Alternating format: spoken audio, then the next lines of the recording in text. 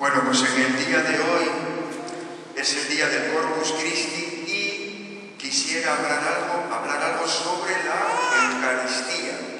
Mirad, estos días les explicaba a los niños que han hecho ya la primera comunión, les explicaba el sacramento de la Eucaristía y les decía que la misa tiene dos grandes partes.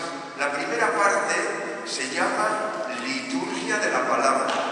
Va desde el principio de la misa hasta que se hacen las peticiones. En ese momento, pues leemos, escuchamos la palabra de Dios, el sacerdote explica los misterios que aquí estamos teniendo.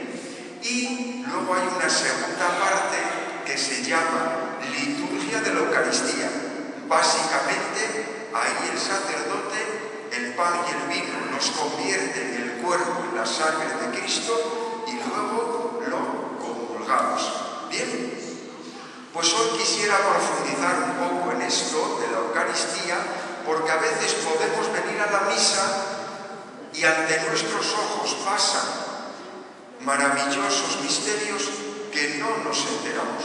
Voy a tratar de explicarlos un poco. Mirad, aquí en la Eucaristía, cuando el sacerdote pone el pan y el vino y los convierte en el cuerpo y la sangre de Cristo, hay tres grandes significados. Primero, el primero de los significados es que aquí sucede un sacrificio. ¿Un sacrificio de quién? Pues de Jesús. ¿No lo veis?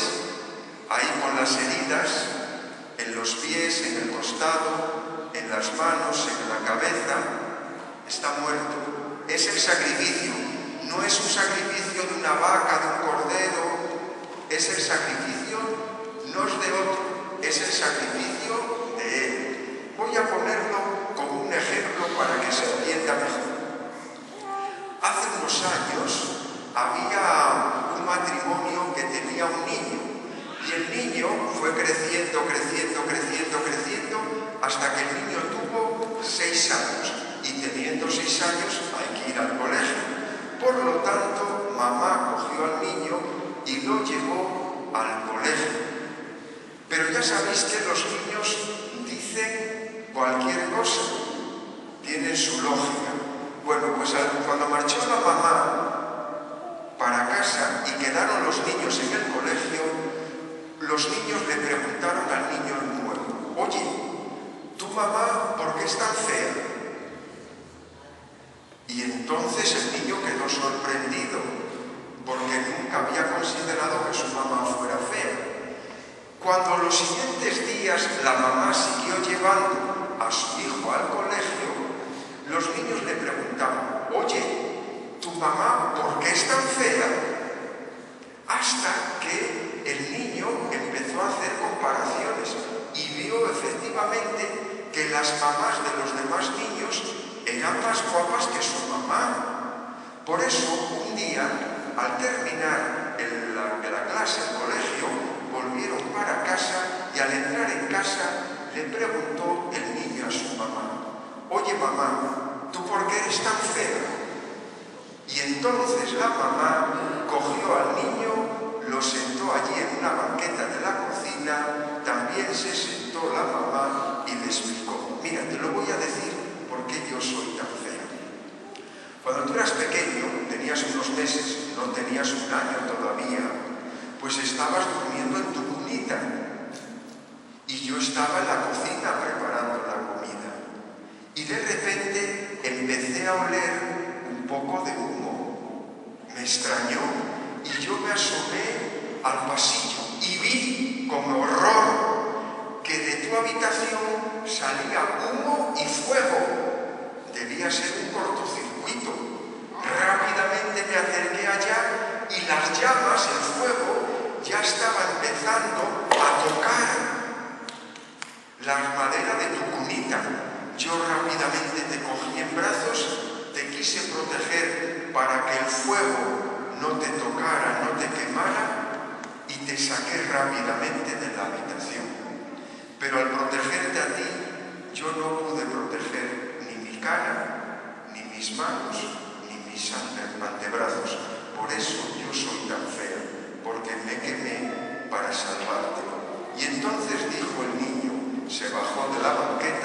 abrazó a su mamá y le dijo: mamá, tú para mí eres la mamá más guapa. ¿Os gustó? Bueno, pues ese es Jesús. Jesús es ese que se pone en la cruz para que nosotros no tengamos que ir a la cruz. Jesús es el que se pone para llevar los golpes en vez de que lo llevemos nosotros. Jesús es el que se pone para limpiarnos los pecados.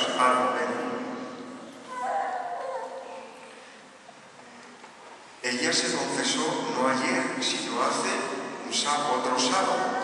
Pero el viernes, cuando la confesé, observé una cosa. Estaba muy guarra, estaba muy sucia y tuve que limpiarla. Estaba muy guarra, no por fuera, sino por dentro. Y tuve que limpiarla. ¿Y cómo la limpié? No la limpié yo, la limpió Jesús. Le quitó los pecados. ¿Tú tenías algunos pecados o no? Claro que tenías algunos pecados. ¿Y tú, Valeria, tenías algunos pecados? ¿Estabas guarra por dentro, no? Claro, estaba guarra por dentro. Por lo tanto, Jesús nos limpia. Para que los pecados no vengan sobre nosotros, Jesús los limpia, los acoge. ¿Entendéis un poquito qué quiere decir esto? Voy a ponerlo con otro ejemplo. Esto me lo contó una vez un compañero que fue misionero en América, allí por la zona del Amazonas, en la zona de Perú. Mirad, me contaba él, había un matrimonio que era el papá, la mamá y tenían 5 hijos. La niña mayor tenía 12 años y el pequeñín tenía unos meses. Resulta que la mamá estaba muy enferma, estaba en la cama, y entonces el papá cambió a la mamá de 40 años enferma por 2 sanas de 20 años. Y entonces la abandonó a su familia. Y resultó que los niños empezaron a llorar porque no tenían comida. Y entonces la hermana mayor de 12 años, cogió y vio que un vecino suyo tenía gallinas y fue y robó una gallina. Le retorció el pescuezo a la gallina, la abrió, le quitó las entrañas, la troceó, la cocinó y se la dio de comer a sus hermanitos y también a su mamá. Pregunta: si el vecino hubiera encontrado a la niña robándole la gallina, ¿cómo la hubiera cobrado? Porque la niña no tenía dinero. ¿Queréis que os cuente yo cómo un vecino cobra la gallina? Pues muy sencillo, violando a la niña de 12 años. Y así ya ha cobrado la gallina. La niña lo sabía y sin embargo se sacrificó por dar de comer a su mamá y a sus hermanos. Eso es el sacrificio. El sacrificio es ese. Tranquilos, que eso no sucede allá, también sucede aquí.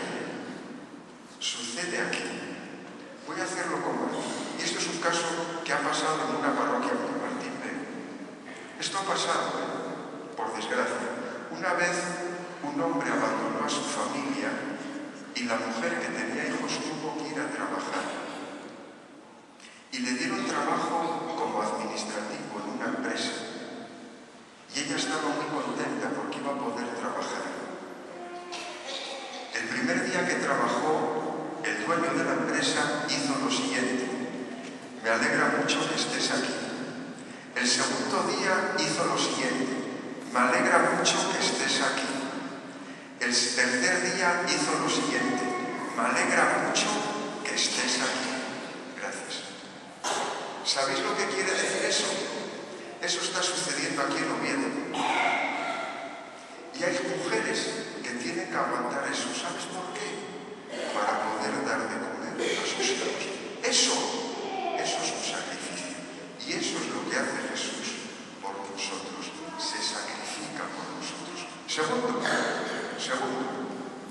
También aquí en la Eucaristía es alimento. ¿Qué significa alimento?